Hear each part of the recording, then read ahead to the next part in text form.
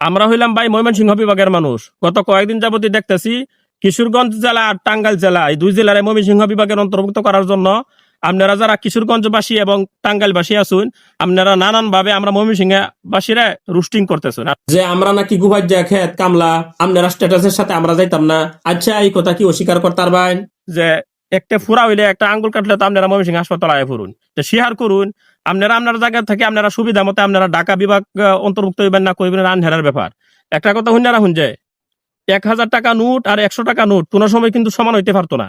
1000 টাকা নোট যদি দোকানে লইয়া যার, আপনারা হইলেন জেলা, উদাহরণস্বরূপ ধরে নিতে আরো জেলা মানে 100 টাকা, বিভাগ মানে 1000 টাকা। 1000 টাকা নোট লইয়া গেলে দোকানে যা দিব, 100 টাকা নোট লইয়া গেলে কিন্তু তা পাইতেন না। আপনারা ব্যবসা দেখে বোঝা যা যে আপনারা যখন একটা ফাগর হইরেছেন গিয়া।